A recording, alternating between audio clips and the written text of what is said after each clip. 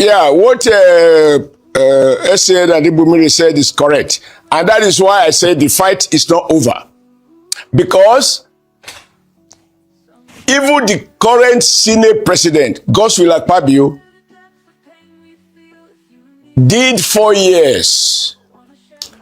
Subsequently, he lost election to the Senate and he became a minister. Now he came back this term and he became Senate president.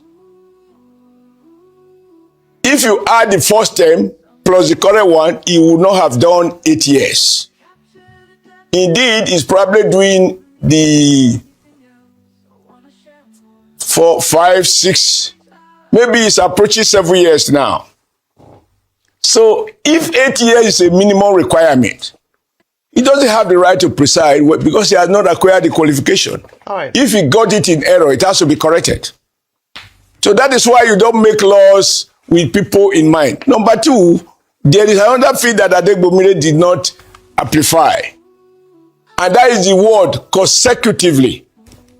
If you say consecutively, it means the first tenure of the Senate president, AKPABIO, in the 8th Senate will not count because he was not in the 9th Senate and therefore is not consecutive. Strictly speaking, by the interpretation of the rules that have been made, he has only done, he's approaching 3 years as a senator for the purpose of ranking.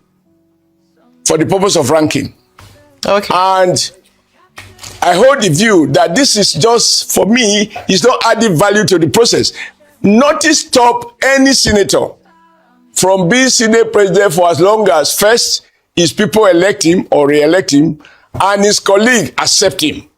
There is no shortcut to it. That is why I gave example of distinguished Senator David Mark. He held that office for 8 years. And all he needed to do to hold the office for 8 years was to earn and sustain and service the trust line between the Senate presidency and the distinguished senators.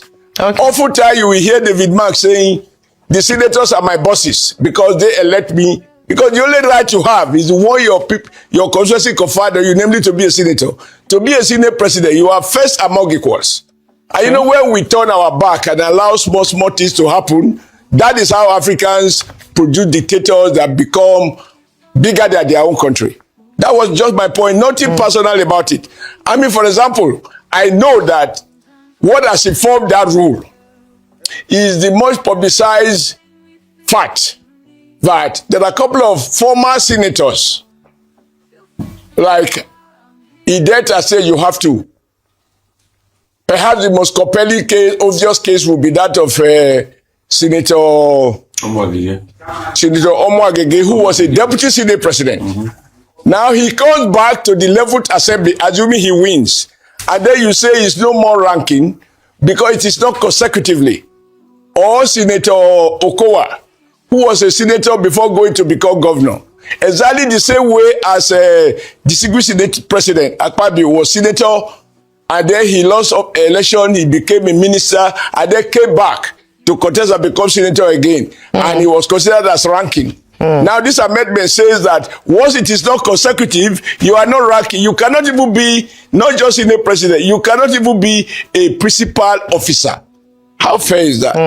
Very interesting point. And quite a number. Nobody knows who is going to win the next election. Absolutely. I'm just saying that, you know, as a matter of morality, you don't make law either for yourself or make law against specific individuals that you fear will come. That is the beginning of the road to life, presidency, and dictatorship. That's why our neighbors can elect a 93-year-old man in Cameroon. Very true. It is a or 90-something years old man in, you know.